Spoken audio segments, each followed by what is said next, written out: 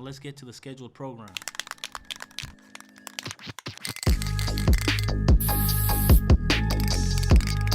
Welcome, hip-hop fans. This is the Lost Element brought to you by Hippie, where we hear from the real defenders of the culture. What's good, LA? It's your boy Kuya. You know, we're back with another episode of the Lost Element on KQBH 101.5 FM. You know, today's guest is a real hitter out here in the city. You know, you probably seen his name up, rooftops, freeways, shoot, you name it. But you know how we do it here on this show? What you write, my boy? What's up? Yo. I write Ex2. I write Ex2r as well. Sometimes I switch it up. Like the two, I split it out. Or I just do the two depending on the spot, you know? Yeah, that's right, man. Oh, yeah, because before I found out you told me it was Ex2, I was like, is it X? Extra? It's kind of abstract, you know, it just depends. That's why when I catch my tags, I put 2 dots in between some of the letters. People could see it, but to each their own, you know, they're going to interpret it their own way. But yeah, I have some homies that call me X2, and that's cool too. That's right, man. So, like, you know, like, let's just run it back a little bit. Like, you know, what neighborhood did you grow up in? What area? And how did that shape your relationship with this game we call graffiti? All right, for sure. I grew up in South Central, like close to downtown. So it was mainly like gang infested. So gang graffiti really influenced me as a little kid. You know, I always enjoyed seeing the big strikes, big placazos that people, the hoods used to do. So that influenced my tag a lot. That's right. And then from there, like what was your first introduction to like LA graffiti? Like, was there like certain names, like crews, or was it strictly just like the gang strike-ups? Well, first it was the gangs. And then after that, I was young. I was probably like in 5th grade. Yeah. And I remember seeing this, you know, shout out to them. There was like this rooftop. It was a big UPN roller from like one end to the other. And I was like, yo, that's crazy. Like, I was a kid. Like, I didn't even know what that was. And I saw it. I was like, yo, what is that? And that's what slowly got me into it. Remember underneath too, a shout out to BRU. There was some guy named Torque and Card. And there was like 3 other cats. But I remember when I seen like the whole, just the wall, the rooftop, I was just like, yo, this is crazy. I want to get into it, you know? Yeah. You know, from there, you know, like you said you were like young. Yeah. Like everyone sees it, like you probably started off like just hitting up on paper, like tagging, but like do you remember like your first real hit up, like where it was? Yeah, I started I started like in 6th grade. I remember to get like a bunch of composition books and just go from front page to the last pages, practicing my tags over and over, my throw-ups, and you know, what I thought was a bomb. You know? Yeah. I was just running through fucking books like all day, especially during class. Yeah. But as for, I remember my first tag, I mean, I grew up in an area where it was like a lot industrial in a sense, in some parts, so during the nighttime, me and the homies would just go skating and we'd just go tag stuff up. Like, it was like big, like canvas in a sense, you know? Yeah. Just be smashing through the streets. It was early on. I was like, I first like really started writing when I was like in 7th grade. That's right, man. Yeah. You know, from there, bro, like you said, you started 6th, 7th grade, and then like to now, like when we see your pieces, like you got a dope style. I want to give you your credit there. But I want to ask you, like, how would you yourself describe your style? Damn, a little bit abstract. You know, I'm a letter bender for sure. I feel like your piece has to be like in attack mode in a sense. Like, it has to be in a stance, like ready to attack. Like, we're kind of abstract. You know, I got influences from a lot of crews, a lot of people growing up. But I haven't been writing since 7th grade until now. Like, I took a pause because of family, you know, responsibilities. So I probably wrote from like 7th to like the first year of college, and then took a break, you know, with my family and stuff. And you know how responsibility kicks in. Yeah. Start working, start doing a bunch of stuff, and took pause. Then recently just opened another chapter, and I was like, you know what, let me run it again.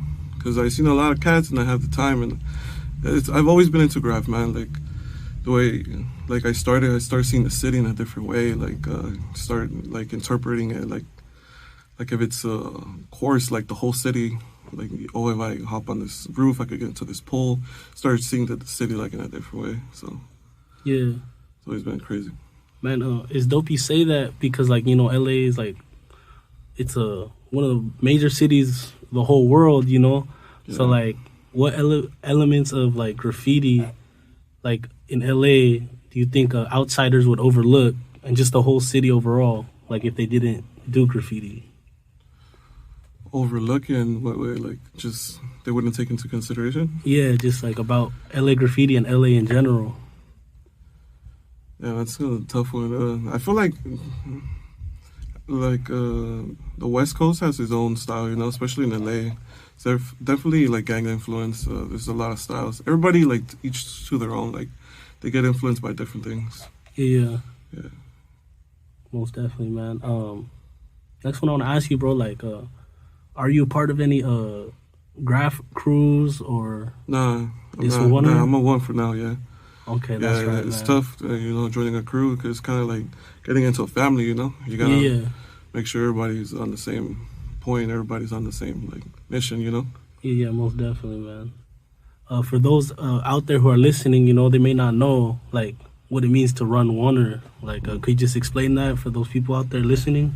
It's pretty much like you versus everybody in a sense, you know. But at the end of the day, it's you versus you, like as in like style wise and progression. But as a one, you're by yourself. You're on your missions. You know, you gotta stay sharp. You're out there by yourself. You don't got a homie or like a road dog or somebody that could watch your back as you're piecing or you're running something or you're climbing some shit. Like, you know, you gotta stay extra sharp. Yeah, most definitely, man. Next one I got for you, bro, is like, do you feel like getting up, you know, like getting your name out there has kind of changed with social media and like even like streetwear and stuff like that? Yeah, especially with social media, I feel like it's a double-edged sword. Like it's good and it's bad at the same time. Like the good part is that you get to come in contact with like individuals without having it to be like the old school days where you have to bump into the streets. And you could also share your artwork in real time with everyone around the whole world, you know? Yeah. Unlike back in the days where you had to flick in and send it to a magazine or whatever, you know?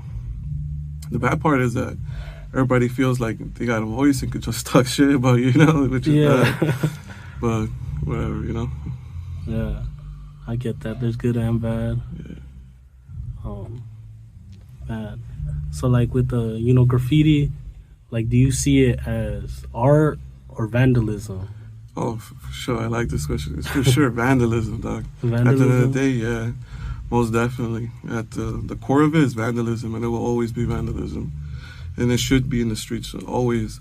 It's kind of like when you go to a zoo, and then you see the animals behind, you know, the cages, and you're not supposed to be there. That's not their natural habitat, you know? Yeah. It's like when you see, like, street art, graffiti inside a museum, like, that's not where it's supposed to be, you know? It's, you get to enjoy it, but it's not in its natural habitat.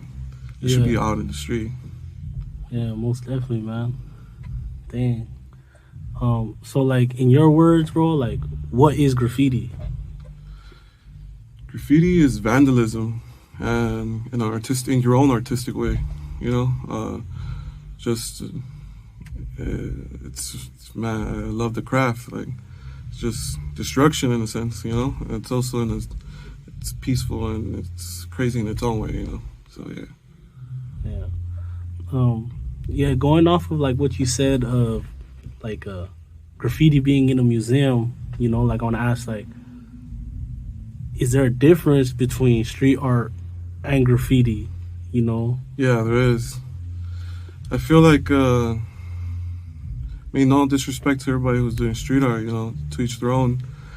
But graffiti is different from street art, most definitely. And sometimes, like even now, I see a bunch of murals and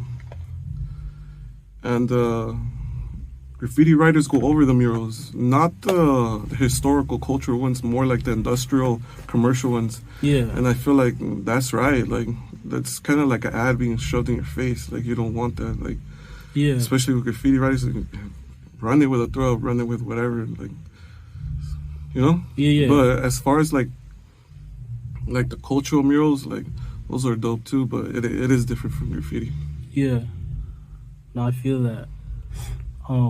Like going off of that, bro. Like I want to ask you, like, how do you feel about like commercialization of graffiti, like in the sense of where it's in the advertisements now, like probably Nike, Sprite, Yeah, McDonald's, everything. Like, what's your take on it? That's like a culture vulture concept, you know? Mm-hmm. They're taking something that doesn't belong to them and they're adapting it and marketing to the consumer in a way that it shouldn't be, you know? It's off the hands, you know? Definitely off hands. Yeah. Yeah. Does like does the commercialization of it, does that like affect your approach at all, like when you go out there? Or No, not really. I ignore it, to be honest. It's like, yeah, people are gonna do it. Like, people are gonna, it's cool to sell your art. If you're gonna do that, respects to you. But I'm not gonna do that. Yeah. To everybody, people gotta eat too. So if they do that, well, respect to you. I'm gonna just go my way. Yeah. For sure, man. All right, man. This is the last one I have before we go to a little music break, But I want to ask, like, how does the LA Graff scene compare to other cities? Or how would you explain LA Graff to outsiders?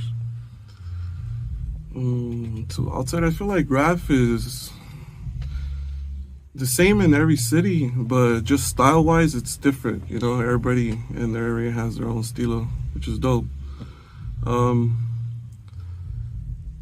But yeah, it's mainly all the same. At the core, it's your tag, your throw up, your piece, your burner, your bomb, and crazy spots. It's the same in every place. Everybody has their own take, their own style, which is dope. Because you get to see different influences. That's what I do too. Like, I get inspired from not just the West Coast. I like to see stuff in the East Coast, like what's Europe doing, or other countries. It's definitely like. Because you get bored after a while to keep seeing the same stuff over, especially with technology. That's cool. And now you could in real time see what somebody across the world is doing, which is dope, Yeah. Add to your style. So, like, the more techniques, and the more styles you got in your arsenal, the better. Yeah, most definitely, bro. Man, something you brought up, like you see in real time, other places, like something that really trips me out is when I see Europe and their style and, like, how it just seems like the cops, like they don't really care over there at all. Like it's kind of like it's kind of like that here too. yeah. But like over there, it seems like the cops, like they go out there, have a beer with fools who are heating up right there. Yeah. That's dope too, man. At least because there's people that appreciate it.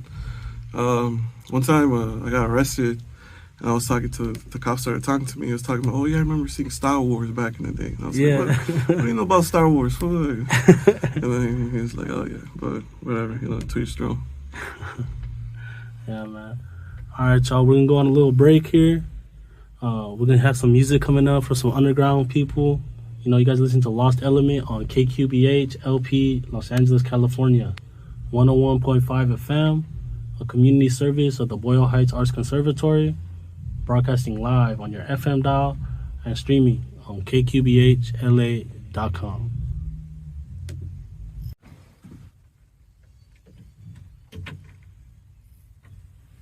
Yo, what's up, y'all? We're back. You guys are listening to Lost Element on KQBH LP, Los Angeles, California, 101.5 FM, a community service of the Boyle Heights Arts Conservatory. Broadcasting live on your FM dial and streaming on kqbhla.com. We're gonna jump right back into this interview, man. So, first question I got, bro, is, LA has a lot of like mix of like gang culture, cultural Chicano murals and like straight vandalism. But how do you navigate that tension, like when you're mobbing through the streets? Oh, when you're mobbing it up, well, you kind of know, like, oh, if you don't know, you better know, because if not, you're going to get hopped or blasted out, Yeah. So you got to be able to maneuver to people's hoods and make sure you're not tagging over the wrong stuff, because, you will get capped. Yeah. And I mean, like, either blasted and topped, Yeah. So be careful. For real, man. Next one I have is, do you think LA Graffiti still holds a political or cultural message, or do you think it's more fame-based now? Well, I feel like everybody writes for their own reasons. Like, if you do it for fame, like, that's cool, that's your lane. But as far as like, I feel like people should be writing for their own selves, you know, people to be in their own lanes and pushing their own limits to their style. Yeah. You feel me? But there's people that are driven by fame, and that's cool too. But I feel like fame's gonna come regardless. But you shouldn't worry about that. You know, just focus on your style and what you're doing, because everybody's like doing it for their different reasons. You know.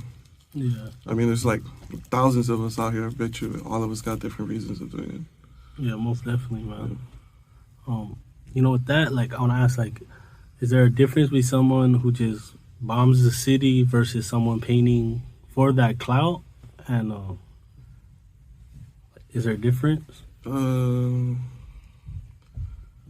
Yeah, there's definitely a difference, man. It's like there's people who just chase fame, like, and they're just chasing clout, like, and it's like no disrespect to nobody in the game. And if that's what you do, you know, to each their own. If that's what you're gonna do, the handles, you know. But there's definitely a difference. Like personally, like I do it for my own style. Like it's definitely not for clout. Like whatever.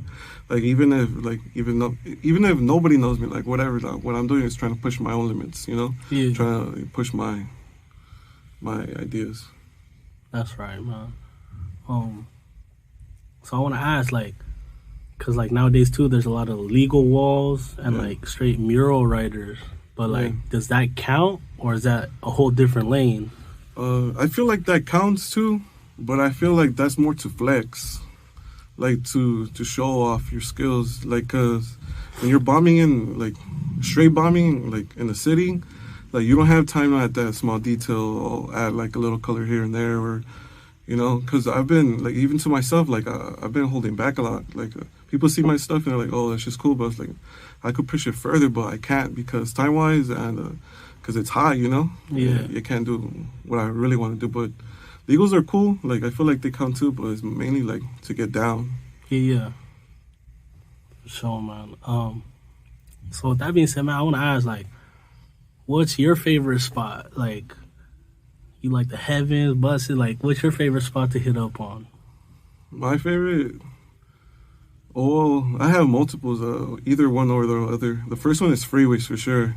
Freeway? Because people are driving so fast in the nighttime they can't really see you, you know? Yeah. And the only people you gotta worry about is the ghetto bird and CHP if they're driving slow.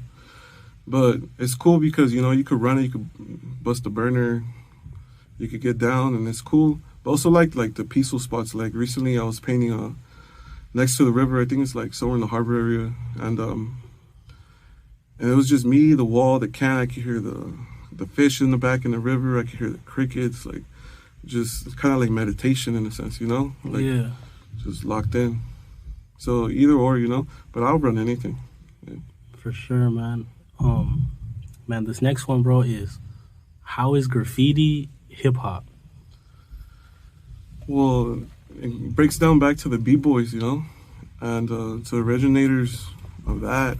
It's part of hip-hop culture in the early stages. Most definitely, yeah. Shout out to those early writers, those like Taki and all those people. Man, that's right. All right, man. Next one I gotta ask, bro, is like, are there any rules to graffiti? And like, if there are, like, what are the rules? Hell yeah, I feel like that's a lost craft right now. A lot of people are just going over everything. It's not right, you know. It's tags, throw-ups over tags, bombs over throw-ups, then pieces over bombs, and then productions over that, you know? Yeah. You know, don't be writing in people's shit. I see this all the time. I had this conversation with the homie in the morning. It's like people just, like toys just tagging inside people's shit or like stuff like that. Like, I respect, especially like the murals, the cultural ones. And don't be tagging people's names that are already like, that have the name or that rest in peace, you know, to those people that have passed away with that name. And learn your history, for sure. Learn your history. Yeah. You can't just be going over anybody, you know. Yeah, most definitely, man.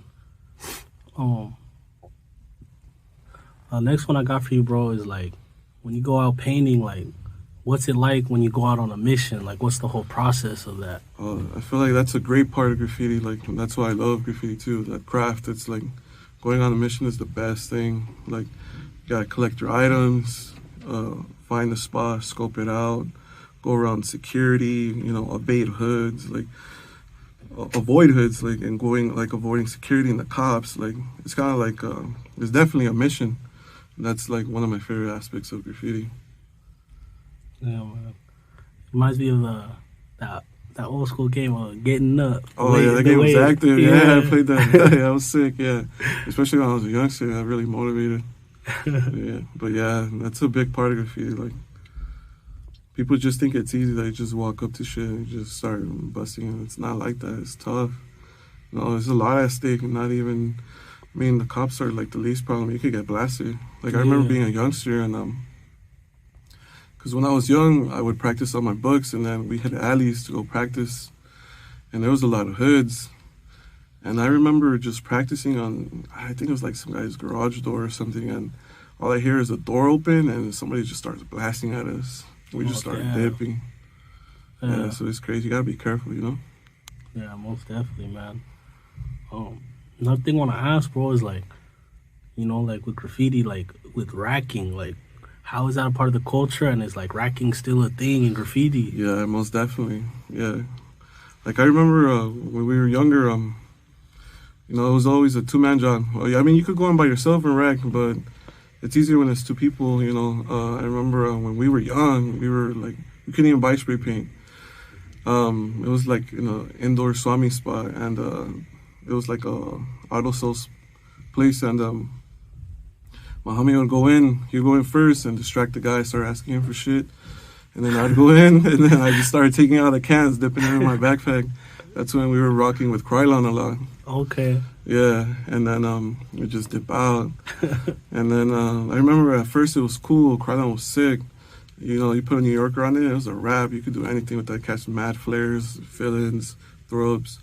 But then I remember one time we went racking, and came out, the homie came out with a bunch of cans, and then we started popping the lids, and then they're all calligraphy, and man, we were hot. Like, what the hell are we gonna do with this? Like, I mean, it's cool, you could use them, but they come out different, you know. So yeah, I mean, there's always like big stores too, like Home Depot, Lowe's, all those places. It's pretty easy. Like, you just go in and act like you know what you're doing and get out, you know. Yeah. There's multiple ways of interpreting it. If you're reckless, you can just get in there, get your stuff, and get out, you know. There's a lot of things to it I'm going to expose, but yeah. But, you know, there's other times, you know, you dress the part, you know. Yeah. And so forth. Man. With that, bro, like, do you have any funny or crazy stories going on missions that you could share? Yeah, I have one when I was, like, really young. I remember we were ditching, and I remember one of the homies was the only one that could drive, so he's like, hey, yo, let's go to Walmart. And we went to go to Walmart, bought a bunch of dollar cans, because I remember back in the day, they were like 8 and 98 cents. We bought like 80 of them, and it was like, yo, let's go paint the river. So we were painting the river, and it was a big yard. It was a solar yard, and in the middle is where the tracks run. I remember half of us went on one side, and the other half went on one side. And we all just started painting, you know, we didn't expect nothing. And then out of nowhere, the homie's like, yo, the cops. But, man, the homie, I know him for jokes. Like, he's always messing with us. Like, so I know he's like, man, this was just playing. I just kept going. And he's like, no, yo, the cops. And he just turns around. And then I turn around. And then, the sheriff was, like, chasing down the two homies. And the homies all ditched their paint. And they jumped into the riverbed. And this, like, angle, and they're just running. And I was like, yo, we got to go. And then it was three of us, man. Shouts out to the homegirl. She's probably going to get mad about this, but she was pissed. She's like, no, I'm not going to run. And I was like, all right, I'm going to carry you or something. We got to bounce. And then we started running. We jumped behind some tents, like some homeless people. And then once the sheriff started chasing the homies, we dipped out. But we were just mad about that we had ditched a bunch of paint. So then later on that night, we went back. And then everybody, I don't know if everybody stashed their paint, but I did. I threw it into this hole, and luckily I only found my paint, but all the homie shit, they had taken it, and I was like, fuck, all bad, just gave out free paint. Oh, man. Oh, they did, you know? Yeah. But it was cool. And we had ghetto bird stories too, a bunch of stuff, but there's things I can't talk about, you know? Yeah. No, that's funny, bro. I know that exact yard, bro. Yeah, it was crazy, man. Like, similar situation. All of our backpacks were full, like, so you couldn't run with like all that weight, like yeah. It was crazy. We're all young too. It was good times. Man, with that, I want to ask too, like, are there any unspoken rules when it comes to like hitting up spots or like going over someone? Unspoken rules. It's mainly like, you know, just respect everybody, come correct. If you're gonna cap somebody, you know, it's either because they're dissed or, you know, you're gonna burn it, you know? Yeah. Gotta make sure your style is doper.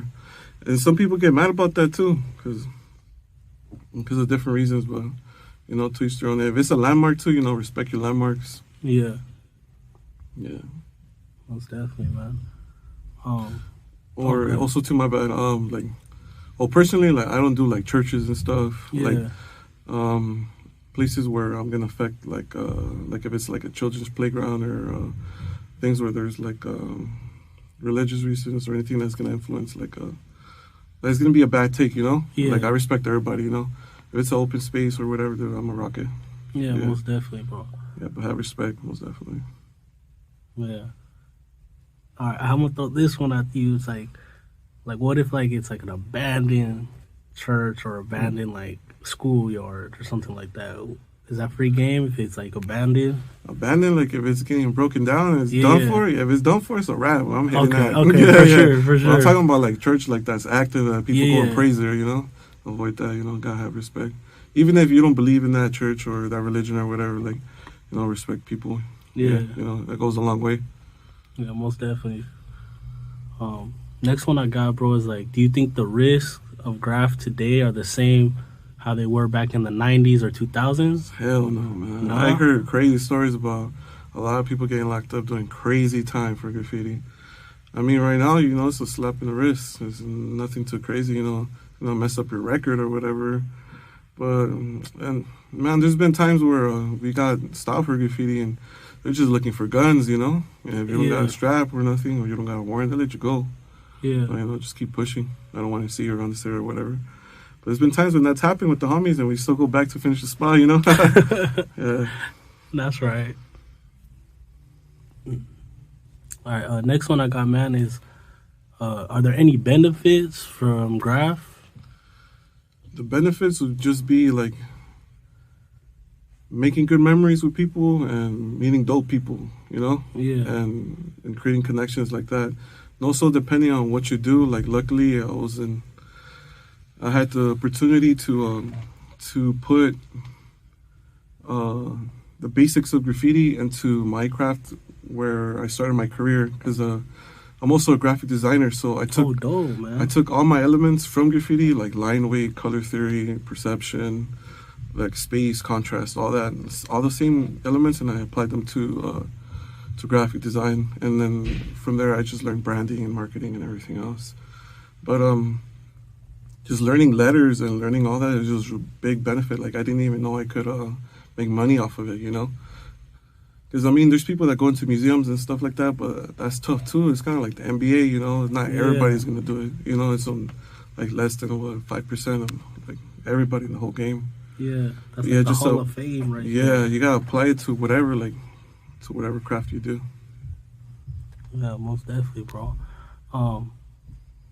I want to ask you, bro, like, what do you want your name to represent in this LA Graff scene? Mainly, like, if you could just put everything else aside, I just want to push style. Mainly just push style. Because a lot of people I see, I mean, it's like I said earlier, everybody does their own stuff, but a lot of people stick to straight letters, and I understand the concept of, like, oh, it's because of distance or you want the regular person to see it. But people need to push style more. Like, don't be afraid to experiment. Like, if you don't take a risk, you know, you never know what's on the other side, you know? So definitely explore style and expand. Because I look up to a lot of cats that when I was growing up, I saw they had dope stilo. And they still do, like, and I still get influenced by them. Like, you know, shouts out to them. Shouts out. Personally, I'm a shout out LTS KOG, you know, influenced me. Like, get out here, like, crazy. Yeah. Go work, man. Most definitely, man. The next one I want to ask, bro, is like, let's just say someone's riding down the 110 or going into a yard, and then they see one of your pieces, bro. Like, what do you hope they get out of that? Like, when they see your piece? Well, to motivate them push forward, you know, in their own style. Like if people see my work, yeah, it's cool if they see it, but mainly just influence, like to push their limits, you know? Yeah. Just to, because I remember when I was growing up, I was seeing dope stilos, and I was just like, damn, you know, I want to do that. Like it's cool to do straight letters and all that, but just to having your own style. Because I mean, everybody is different. It's like you're influenced by like the whole world. Like the whole world's like an open gallery in a sense. As you're, especially in LA, you could drive around the whole city as an open gallery. You don't gotta pay for nothing, you know. And you see everybody's style. Like that's the best thing about Graff. Oh yeah, man. Next one I got, bro, is: would you ever want your work to be in the gallery or just in the streets?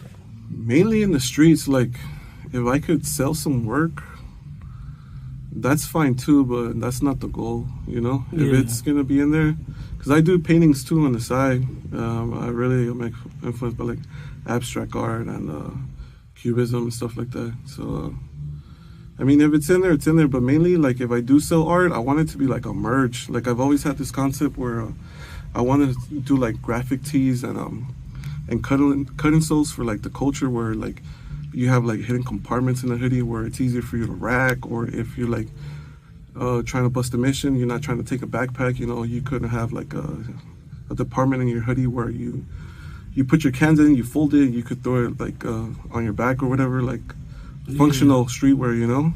Yeah. That would be dope. But not too corny for the graphics, because I feel like you don't want to have that target on you, like, oh, I'm a graffiti writer. Like, well, personally, you gotta stay low key, you know, but I have some concepts where I think it would be pretty dope for the culture, you know. But I'm holding on for a bit, you know. Sure, man. Hey, that's a dope idea with the little compartments. Yeah, because sometimes I catch myself in some situations where I'm like holding 6 cans in one hand. Like, bro, there has to be an easier way, you know. Or if I'm racking, it's like I know I could fit more freaking cans in this hoodie or in this jacket or whatever, you know. Or if I'm trying to go to this event, you know, sneaking in a scribe or a streak or something, or a place to have like easy access to my caps and stuff like that, you know, just functional. Yeah, most definitely, bro. All right, man. This next segment, man, is the quick hitters, bro. All right, so the first one I got is your favorite brand of spray paint. Right now I'm rocking with Loop. Loop? Okay. Yeah, rocking with Loop right now. Yeah, they have a good selection of colors. And after that, I would definitely rock Montana.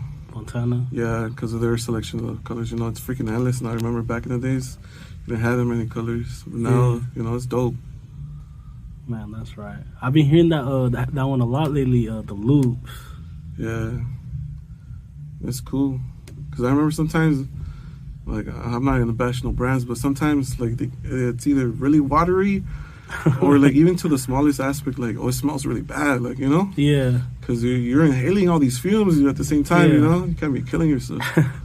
And the fumes from the Montana is just a little bit different. Yeah. You know, a little sweet. There's some brands out there, I'm telling you, they're garbage, man. It was like in the early stages, you know? But, yeah, I rock with Loop right now. Shouts out to them. That's right, man. Next one I got for you, bro, is... All right, this one ain't pertaining to Graff, but your favorite local food spot. Damn. I have a lot, to be honest. Like a hood spot. I know this shit's fire too. It's right there off of 31st and Avalon. Okay. It's in the tire shop, which you would expect not to be, you know, be able to sell food. But yeah, right there at the tire shop, they have some bomb tacos. Okay. Fire. Yeah, straight from Tijuana. Okay, that's right. Tortillas hechas a mano, you know? I gotta go check that spot out. Yeah, you know, it's good when you see like all sorts of different people from different cultures going there. Okay, because it's like, what do you guys? Sometimes I'd be there and I'd be seeing some random people and they're like, bro, you're not where you're supposed to be. You know? Yeah, you gotta be safe out here. For sure, man. All right, next one I got for you, man, is what's a piece of advice for a young writer out there or a young person trying to jump into the game of Graff? Well, that's a lot to that. First, know your history. Learn your history. Learn who's around you. Don't be taking up people's names. And like other people said, hit those books. It doesn't even have to be black books. Get a regular composition, like the ones you could just easily dispose and just practice your tags, your throw-ups. I'm talking about a stack of them. Like, just go ham, especially for the youngsters. Like, go ham on those. And then after that, hit the streets, go to places where you're not disrespecting nobody. You're not going and writing inside of people's stuff, Yeah. You gotta come correct, always. Man, that's right. Hey, man, I want to appreciate you for giving us this interview, man. Yeah, no worries. Thank you. You guys are listening to The Lost Element on KQBH, LP, Los Angeles, California, 101.5 FM, a community service of the Boyle Heights Arts Conservatory, broadcasting live on your FM dial or streaming on KQBHLA.com. We'll see y'all next week.